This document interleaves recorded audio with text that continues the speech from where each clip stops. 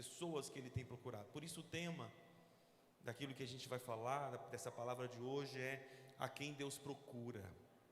Então Isaías 66, versículo 2 diz assim, na VFL está escrito dessa forma: esta é a pessoa que eu procuro, a pessoa humilde e arrependida, que ouve a minha palavra com todo o respeito. Então é possível que na tua versão você encontre características iguais, mas com palavras diferentes. É possível que esteja aí coração quebrantado, ou espírito quebrantado, ou contrito, não é? Ou pobre de espírito, no que aqui nessa minha versão descreve como humildade, não é? É possível que ao invés de estar aqui aquele que ouve a minha palavra com todo o respeito, é possível que na sua versão tenha uma outra expressão, e que eu gosto muito também, que diz assim, eu procuro aqueles que tremem da minha palavra, né? Mas enfim, aqui nós temos 3 características muito específicas que o profeta Isaías está nos dando sobre as pessoas que Deus está procurando.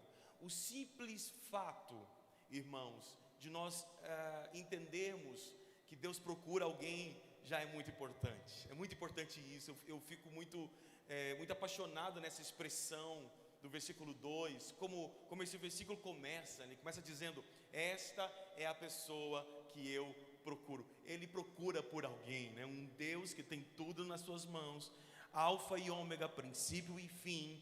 Ele procura por relacionamento, ele procura por pessoas. Isso é muito magnífico. Analisando um pouco sobre esse tempo de queda de Adão e Eva, né? Quando a Bíblia fala que Adão pôde escutar a voz do Senhor, que o procurava, que o buscava. Essas verdades bíblicas são muito interessantes para quebrar, às vezes, com algumas resistências que nós temos com relação a Deus. Então esse texto começa dizendo que Ele procura por pessoas. Ele sempre está fazendo algo. Às vezes nós oramos de forma muito errada, como se nossa oração fosse mover Deus para fazer. Na verdade, Ele não precisa das nossas orações para que Ele faça, porque não há nenhum Deus como Ele, que trabalha por aqueles que nele esperam. Ele já está trabalhando. É lógico, nossas orações são muito úteis, mas principalmente para nos encaixar naquilo que Deus já está fazendo. Então Deus está fazendo algo grande nesses dias. Eu sinto isso no meu espírito. Na nossa igreja nós estamos assim, cheio de expectativa diante de algumas sementes que nós estamos plantando, porque eu sei que Ele está fazendo, e Ele está procurando pessoas que se encaixam naquilo que Ele quer fazer. Não é assim, irmãos? Deus de repente disse para Moisés: eu decidi livrar o povo de Israel do Egito. Moisés apenas se encaixa naquilo que Deus está fazendo. Então escuta, seria muito melhor para mim e para você, que ao invés de orarmos para Deus se encaixar no que nós estamos fazendo, se nós orássemos para que nós nos encaixemos naquilo que Deus está fazendo. Então não é Ele que se encaixa em nós, somos nós que nos encaixamos nele. Quem pode dizer um amém aí? E Ele está procurando essas pessoas que Ele pode mover, que Ele pode usar. Desde a minha adolescência, tem uma palavra que eu escutei de Deus quando eu ainda era menino, não é? Que até hoje ela fala no meu espírito sobre o que Deus pode fazer com um homem que aprende a ouvi-lo. O que Deus pode fazer com alguém que aprende a ouvi-lo, que sabe qual é a direção de Deus. E aí esse versículo traz características dessa pessoa. Eu quero repeti-las para você. É muito importante que você grave essas características no seu coração. Então, a quem é que Ele está procurando? Primeiro entendamos, Ele sempre está fazendo algo grande, e tudo que Deus faz é grande. Há uma outra expressão a respeito de Jesus, onde as pessoas chegam até Jesus e mencionam, né, e comentam. Elas dizem assim: tudo o que Ele faz bem feito. Essa é uma expressão que disseram a respeito de Jesus nos evangelhos. Então é coerente, não é, com a Trindade. Tudo que Deus faz é grande e é perfeito. Se não grande no tamanho, grande no propósito, grande no significado, né? Por ser grande não quer dizer que não seja simples, mas o que eu quero que você entenda é que algo está sendo feito da parte de Deus, e Ele busca pessoas para se encaixar nesse propósito. E as pessoas que Ele busca são os humildes, arrependidos e que temem a sua palavra. Vamos expressar assim: 3 tipos de pessoas, ou 3 características em uma pessoa, são aqueles que são humildes, arrependidos e que temem da palavra. Vou repetir de novo, para que fique gravado no teu coração: humilde, arrependidos e que temem ou que tremem da sua palavra. Ok?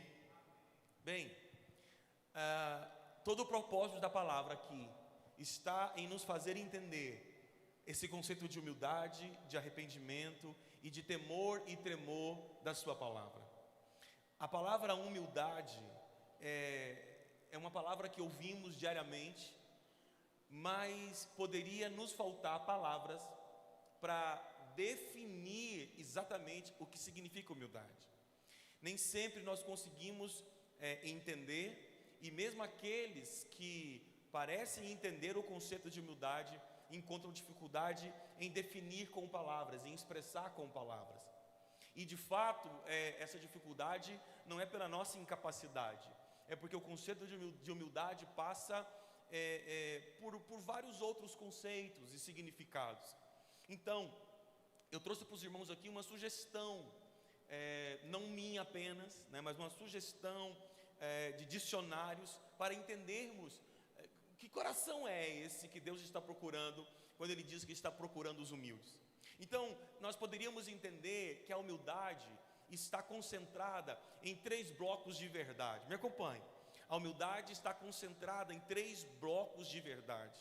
O primeiro seria a consciência das próprias limitações. O segundo bloco seria a ausência de arrogância, de soberba e de egocentrismo. Algo tão interessante sobre isso, irmãos, é que nenhum outro pecado a Bíblia menciona a resistência de Deus a não ser a soberba ou o orgulho, né? A Bíblia fala que Deus promove os humildes, mas que Deus rejeita os orgulhosos. Deus resiste aos orgulhosos. Agora escuta, gente, viver com resistência de homens já é muito difícil. Quando alguém te resiste, alguém não se identificou com você, ele tem resistência com você. Agora imagina você ter a resistência de Deus, de um Deus que diz: daqui você não passa, porque eu não tolero, né, o teu orgulho, eu não aguento a tua soberba. A Bíblia fala então que Deus resiste aos soberbos. Não é uma resistência humana que você pode burlar, que você pode superar. É uma resistência divina que não te deixa passar daquele limite. Então, esse segundo bloco do conceito de humildade é quando há uma ausência, ou pelo menos não há uma dominância em nós da arrogância, da soberba e do egocentrismo.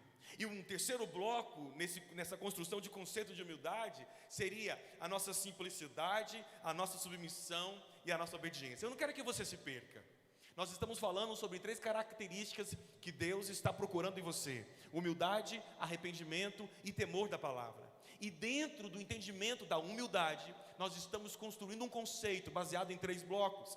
O primeiro bloco é entendimento das minhas limitações. Eu quero dar alguns exemplos, ou pelo menos um grande exemplo.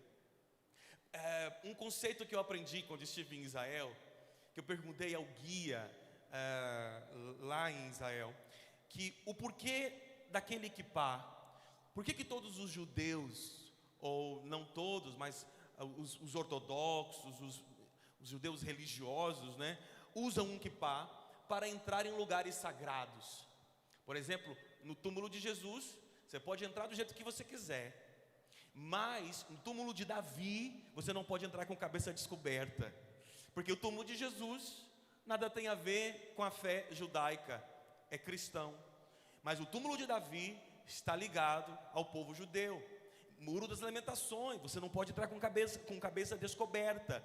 Pastor, e as mulheres? As mulheres nem entram, tem um cantinho para elas, né, de visitação, mas enfim, não é o nosso assunto de hoje. O que eu quero te explicar é que a explicação deles, que o uso do kippá tem um significado muito importante, que ele obviamente é um objeto que simboliza o seu limite. Você só vai até aqui. Aqui está o seu limite. Esse é o símbolo do kippá. Deus está muito maior, ou é muito maior do que você. Aqui é o seu limite. Seja humilde, porque você não passa daqui. Então, é uma maneira, né, que os judeus têm de refletir nas suas limitações. E às vezes, irmãos, não é o nosso comportamento. E eu percebo isso, né, como pastor, que acompanha tantas pessoas, que avalia comportamento. É natural que a gente vá lidando com o comportamento de tantas pessoas. É muito importante nós percebermos, não apenas no outro, mas em nós mesmos, aquilo que nós não sabemos reconhecer, as nossas limitações. Há um personagem bíblico chamado Adonias. Eu amo essa história, que envolve os filhos de Davi, a história de Davi. Mas é um personagem bíblico que é o Adonias, que era o filho vivo de Davi, o filho mais velho vivo de Davi, e que tinha o direito do trono. Davi já estava morrendo, né? Não sei se você lembra da história.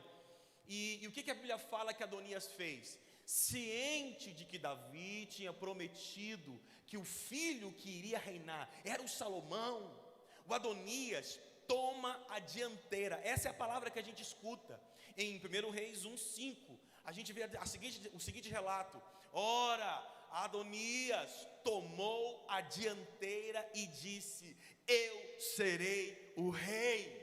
Eu não sei se você conhece a história, mas pouco tempo depois dessa atitude de Adonias, ele já estava morto, porque Deus resiste aos soberbos. Então, e qual foi o problema de Adonias? Ele não entendeu a sua limitação, ele não entendeu o seu lugar.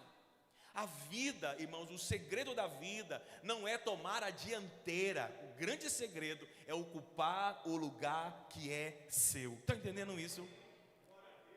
Eu fico vendo as pessoas correndo por espaços que talvez teriam mais expressões na cabeça dela, quando na verdade o grande segredo é fazer o que Deus me mandou fazer. Não é fazer aquilo que tem mais visibilidade. O que foi que Deus te mandou fazer? Então faça o que Deus te mandou fazer, e é Ele que te promoverá. Posso ouvir um amém dos irmãos? Então, esse conceito de humildade esse primeiro bloco, né, de construção de conceito, é termos consciências das nossas próprias limitações. É saber dizer: isso eu não sei, eu preciso de ajuda. Eu vou fazer alianças que me ajude, não é, a alcançar aquilo que eu quero alcançar. Eu preciso de pessoas que ficam perto de mim para me ensinar, porque eu conheço as minhas limitações. Eu me lembro de um pastor bem velhinho, de uma história de um pastor já bem velhinho. E aí o filho dele saiu para fazer uma compra e deixou o pai em casa.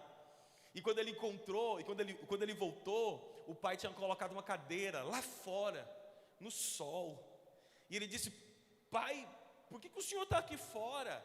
E esse pastor já velhinho, né, ele disse assim: meu filho, é que a funcionária que faz a limpeza da casa chegou, e eu conheço as minhas limitações, eu sei onde estão as minhas tentações, então eu preferi ficar aqui fora do que ficar lá dentro sozinho com ela. Quando nós temos consciência das nossas limitações, nós somos humildes o suficiente para reconhecer até onde vai as definições do nosso caráter. Estão entendendo, irmãos? Por isso Deus ama os humildes, por isso Deus procura os humildes. Deixa eu continuar bem rapidinho aqui. Olha só, um outro conceito da humildade é a ausência de uma arrogância, de uma soberba, de um egocentrismo. Então me deixa contar 2 testemunhos sobre isso, ou 2 histórias sobre isso. Uma muito conhecida, outra menos conhecida. A primeira história que nos leva a refletir sobre a presença ou ausência da nossa arrogância, da nossa soberba, é a história do Naamã, que foi até o encontro de Eliseu, cheio de expectativas, não foi, irmãos? A Bíblia fala que ele chega a relatar para os seus funcionários, quando o Eliseu manda o Geazi atender o poderoso Naamã, o respeitado Naamã, e ele mesmo, o próprio Eliseu, não vai falar com Naamã, não vai ter com ele face a face. E aí o próprio Naamã diz assim: eu pensei que o profeta viria e me atenderia pessoalmente, passaria as mãos sobre o meu corpo e eu ficaria curado. Agora esse profeta me manda tomar banho nesse rio Jordão, mergulhar nesse Jordão. Porventura os rios de Damasco não são melhores do que os rios de Israel? Soberbo, e a sua arrogância quase lhe fez perder a cura. Até que um funcionário dele, humilde, diz assim: meu senhor, se o profeta tivesse te pedido para fazer algo difícil, você não faria. Agora ele te pediu para mergulhar no rio Jordão. Então aquela presença de arrogância em Naamã é tudo aquilo que Deus não quer ver em você. Entende isso? E foi a soberba de Naamã que mandou uma mensagem para o seu cérebro dizendo: não se submeta a isso. Assim como acontece conosco, quando nossa soberba manda uma mensagem para a nossa razão dizendo: não se submeta ao perdão, foi ele que errou, não vai lá se reconciliar não peça desculpa, não ajude nesse serviço, é humilhante, olha o seu estágio, olha quem você é. E essas mensagens de arrogância, de soberba, vai nos tirando do foco de Deus, porque Ele não está procurando o soberbo, Ele está procurando os humildes. Outra pessoa, irmãos, que ao meu ver é uma das pessoas mais significativas na Bíblia, quando se diz respeito à soberba e à arrogância. A Bíblia conta a história de um homem sábio, servo de Davi, mas que apoiou Absalão na sua revolta, que é o Aitofel. Aitofel, diz a palavra, que o seu conselho era como a voz de Deus. Quando Aitofel falava, todo mundo respeitava, o próprio Davi respeitava, os chefes do exército, todos os conselhos de Aitofel eram sempre ouvidos. E quando Aitofel apoiou Absalão na sua revolta, ele deu um conselho para Absalão. Ele disse: Absalão, me deixe ir com alguns homens. Aliás, ele diz: vamos com todos os homens e vamos pegar o teu pai Davi agora, porque ele deve estar cansado, e vamos matá-lo. Só que Uzai, um outro conselheiro, já tinha arquitetado com Davi, dizendo: eu vou, e vou tentar te ajudar nos conselhos, usado por Deus. Então Uzai vem e dá um outro conselho, e diz: não, Absalão, teu pai é um homem de guerra, ele não vai estar junto com os exércitos, já deve estar a esta altura escondido em uma das cavernas, nunca o encontraremos agora. E a Bíblia diz que pareceu a Absalão e ao seu exército melhor o conselho de Uzai do que o conselho do Aitofel. Lembra do Aitofel? Acabei de falar, não confundir os dois. Aitofel era o cara que quando falava era como a voz de Deus. Mas pela primeira vez não aceitaram o conselho do Aitofel. Não se ouve mais nada. Apenas a Bíblia diz que Aitofel volta para casa, organiza seus animais, organiza sua casa e comete suicídio. Por que cometeu suicídio? Porque foi muito para o seu orgulho não ter o seu conselho aceito. Foi muito para a sua soberba não ter a sua opinião aceita. Estão entendendo isso, irmãos? E nós, em medidas menores, com certeza, passamos por esse mesmo coração do Aitofel, quando as coisas não são feitas do nosso jeito, na nossa opinião, com o nosso conselho, nos sentimos indignados, porque eu não queria que o pastor fizesse dessa cor, eu queria verde, para homenagear o Palmeiras, que está indo disputar o Mundial. Tem algum palmeirense aqui para a gente orar hoje, expulsar? Não, brincadeira. E às vezes, porque teria que ser do seu jeito, né? Você não está literalmente cometendo um suicídio, mas você está se matando. E um último conceito aí nessa nossa construção da humildade é a simplicidade, a submissão e a obediência. Presta atenção, ninguém define melhor esse último bloco, nessa construção do conceito de humildade, do que Jesus. Em Filipenses nós escutamos dizer a respeito dele, dizendo assim: ele não achou que deveria procurar tirar proveito para si mesmo, pelo fato de ser igual a Deus. Alguém que era igual a Deus nunca se portou como tal. Fugiu quando tinha que fugir, né? Se humilhou quando tinha que se humilhar. E aliás, é o que está escrito: pelo contrário, ele abandonou tudo o que tinha e assumiu a forma de servo. E quando ele apareceu em forma de homem, ele se humilhou, tornando-se obediente a Deus, obediente em tudo. Então, alguém que não reivindicou para si um status, alguém que quando teve que assumir a forma, assumiu a forma de servo, e não de mestre, e não de chefe.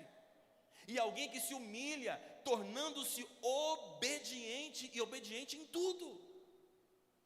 Será que é possível entendermos o porquê Deus procura pessoas humildes, sim ou não? A humildade nos faz ser moldáveis, né? Somos modelados por Deus e também pelas pessoas. Quantos querem fazer parte de um grande projeto de Deus aí? Levanta a tua mão. Ele procura os humildes, mas não apenas os humildes, né? A segunda categoria, ou a segunda característica que Deus procura em você, é o arrependimento. E tem uma expressão que Davi usa sobre arrependimento, que eu gosto muito. Quando Davi manda fazer um censo e contar todo o seu exército, né? Todos aqueles que estavam na faixa etária que possibilitasse ir para a guerra. O Joabe, que é um cara que eu nem gosto muito na Bíblia, né? Porque dá tantos conselhos e faz tantas coisas difíceis para Davi, né? O Joabe, o filho da Zeruia. Meu Deus, os filhos da Zeruia deram muitos problemas para o Davi, né? O Joabe, o Azael. E aí, presta atenção, o que o Joabe fala? Davi, não conta o teu exército. Olha, o Senhor já tem te dado vitórias. Então dá a entender que o erro de Davi aqui foi um erro de soberba, de prepotência, de saber o tamanho que ele tinha. Existem outras possibilidades, eu não vou mencionar aqui. O fato é que Davi peca. E quando Davi faz esse censo não autorizado por Deus, faz essa contagem não autorizada por Deus, e Deus o castiga. O relato de 2 Samuel 24:10 é que depois de contar o povo, pesou-lhe o coração de Davi. Depois que Davi pecou, depois que Davi errou, o que acontece com o coração de Davi? Pesa o coração. Por isso Davi é conhecido como esse homem segundo o coração de Deus. Que o problema de Davi, ou talvez a virtude de Davi, não era que ele não errava. A virtude de Davi é que ele era arrependido. O seu coração pesava. E sabe o que eu percebo, irmãos? Hoje no meio do corpo cristão, é que as pessoas não mais têm este peso no seu coração.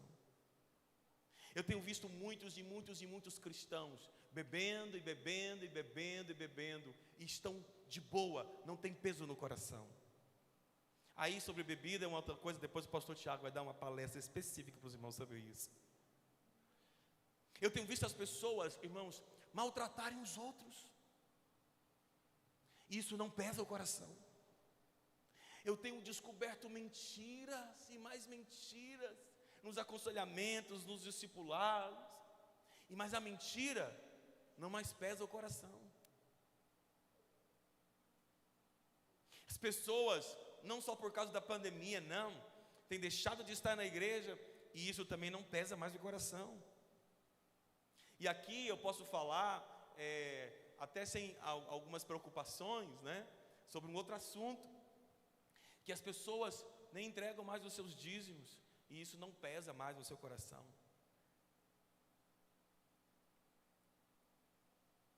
Nós não perdoamos os outros, mantemos o rancor de alguém, mantemos o ódio de alguém no nosso coração por tempos, por anos, e isso não pesa mais no nosso coração. Mas sabe, entre tudo isso, que são todas as coisas sérias, as mentiras, enfim, tudo isso é muito sério, mas algo ainda me preocupa mais do que isso que eu mencionei. Talvez nós nunca tenhamos vivido, pelo menos na minha perspectiva, um tempo onde as pessoas estão negligenciando seu chamado como neste tempo, e o coração não pesa. As igrejas são formadas, na sua grande maioria, de pessoas cheias de talentos, mas que não fazem nada. Há um texto de Jeremias que é a minha inspiração para isso. Jeremias diz assim, fica bem atento no que eu vou ler. Cada vez que falo, diz Jeremias, tenho de gritar e anunciar. O que eu anuncio é violência e destruição. Então Jeremias lamenta, ele diz assim, ó Senhor, eles me desprezam e zombam de mim o tempo todo, porque anuncio a tua mensagem. Mas quando eu penso, olha aqui, Jeremias diz, quando eu penso, vou esquecer o Senhor, eu não falarei mais em seu nome. Então algo acontece com Jeremias, ele diz, então a tua mensagem fica presa dentro de mim e queima como fogo no meu coração. Estou cansado de guardá-la, eu não posso mais aguentar. E nós até cantamos, né? Há um fogo. Aí, irmãos, me perdoe a letra, porque eu não consigo decorar nem parabéns para você, né? Mas aí é uma canção que fala algo sobre isso, né? Que tem um fogo que queima no teu peito e que não te dá descanso. O fogo que queima no peito e não dá descanso não é percebido pela maioria da igreja. Me perdoe se estou te ofendendo de alguma forma, mas nós precisaríamos aqui, irmãos, ter um pesar no meu coração por estar negando tudo aquilo que Deus um dia me deu como um dom e talento. Tem uma moça na igreja que tem muito talento, e aos poucos a gente tem tentado moldá-la, porque nós conseguimos enxergar todos os talentos que ela tem, mas por vezes ela diz, não faço, não vou, não importa o que vai acontecer. Ela tem temperamento forte, e algo que nós temos ensinado para essa moça é, não entristeça o Espírito Santo, não fazendo aquilo que Ele te chamou para fazer. Entende isso, irmãos? Então é tempo, e é isso que Deus tem procurado, corações arrependidos. Essa expressão que nós ouvimos a respeito de Davi, pesou o coração de Davi, pesou o coração de Davi, depois que ele falou mal com o pastor Tiago, foi grosso, pesou o coração de Davi, quando ele desrespeitou a autoridade, pesou o coração de Davi, quando ele estava na casa dele falando com a sua esposa, mal de um líder ou de um irmão, pesou o coração. Esses dias andando num carro, alguém falou mal de um pastor, meu coração pesou só de estar no mesmo carro. Nós xingamos, irmãos, teve uma vez, eu estava jogando bola, né? Para quem não me conhece, eu quase fui profissional de bolinha de gude, que é de futebol mesmo. Eu estava jogando bola e eu me irritei muito com uma pessoa. Irmãos, isso não é comum. E aquela indignação veio tão grande. Eu disse para ele, e ele falou alguma coisa, eu disse, você é muito desonesto. Ah, irmãos, quando desonesto, nem é um xingamento tão grave, né? Mas quando aquilo saiu da minha boca, meu coração pesou. Eu voltei para casa com meu filho dentro do carro. Meu filho disse, papai, eu fiquei com vergonha quando o senhor falou aquilo. Eu falei, fica tranquilo, meu filho, deixa eu ver o que eu vou fazer. Eu disse, Deus, o que eu vou fazer? E o Espírito Santo falou comigo, é simples, liga para ele e pede perdão. Falei, Senhor, o cara estava desonesto, roubando no tempo. Senhor, um minuto, Senhor, no futebol. Falei, nem tenho o telefone dele. É lógico que eu conseguiria, né? Peguei o telefone dele, liguei para ele. Disse, você me perdoa, porque o meu coração pesou por ter dito isso, por ter te dito isso. Agora eu quero te perguntar, irmãos, o seu coração ainda pesa? Sim ou não? Quando há um pecado, quando há um dízimo que você não devolve, né? Eu não estou aqui para pregar sobre isso. Outra oportunidade você me convida para falar sobre isso? Não porque vocês não fazem, de jeito nenhum. É porque eu gosto de falar. Tá. É porque eu gosto de falar muito sobre isso, sobre finanças, assim. Não tenho dinheiro, mas eu gosto de falar do que a Bíblia fala sobre o dinheiro, né? Enfim. Então, será que está pesando no seu coração? Quando você trai a esposa. Um dia eu conversei com um rapaz, de quem eu tinha recebido uma denúncia. Pastor, fulano de tal, que está cantando na igreja, né? Amo demais essa pessoa. Pode até estar me assistindo agora, não tem problema. E alguém me disse, pastor, fulano de tal, que canta na igreja, está traindo a esposa com a mulher aqui da loja, assim, assim, assim. Sentei com ele e disse, filho, alguém me denunciou. Isso é verdade? De jeito nenhum, pastor. Nunca, de jeito nenhum. Passou uma semana, estava ele com a esposa. Pastor, preciso falar com o senhor. O que foi? Eu preciso te confessar. Tudo que o Senhor falou naquele dia era verdade. Eu falei, então por que você mentiu para mim? Por que nós esperamos ser descobertos ao invés de confessarmos? Porque não pesa mais no nosso coração o pecado que cometemos. Está entendendo isso? E Deus está procurando, irmãos, olha que legal.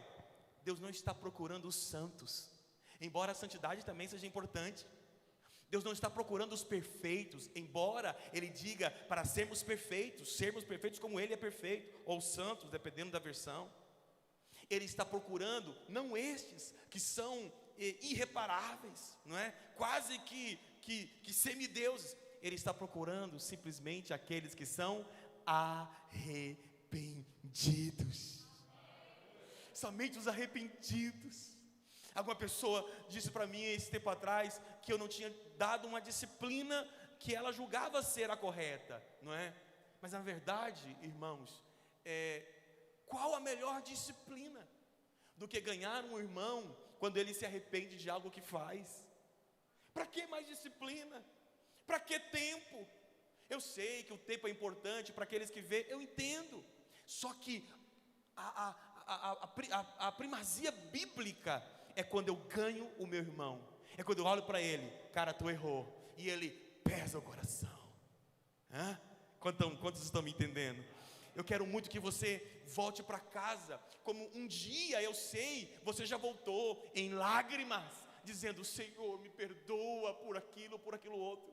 Não importa se para mim o teu pecado é grande ou pequeno, isso não importa. O que importa é o peso que isso causou no seu coração. Deus procura os humildes, os arrependidos, e por fim, termino aqui, Ele procura aqueles que respeitam, temem ou tremem da sua palavra. Um temor e tremor da palavra. Vocês sabem que era lei em Israel. Todo rei tinha que ter uma cópia da palavra para si. E por que ele tinha que ter uma cópia da palavra para si? Para que aprendessem a temer o Senhor. Então começamos por isso, irmãos, que é algo que eu também amo falar. Se não lemos a palavra, não podemos temê-la e nem tremê-la. Deus está procurando aqueles que são apaixonados por aquilo que Ele diz. Em um momento, Jesus disse para os discípulos assim: eu tenho muitas coisas para lhe dizer, mas vocês não podem suportar agora. Então entenda isso. Primeiro, o que Jesus tinha, ou qual era a medida que Jesus tinha para falar para os discípulos? Muito. Eu tenho muitas coisas. Você consegue entender que Deus tem muitas coisas para falar para você? Muitas coisas. E Jesus diz: olha, eu tenho muitas coisas, mas vocês não podem suportar agora, mas eu vou enviar o Espírito Santo, aí vocês vão poder entender tudo o que eu quero ensinar para vocês. Então escuta, há um desejo imenso de Deus, de revelar diante dos nossos olhos os mais tremendos e extraordinários segredos, com relação a incontáveis princípios de vida. Ele quer compartilhar isso com você, e isso não virá de outra fonte, a não ser a palavra. Estão comigo? Estão entendendo, irmão? Sim ou não?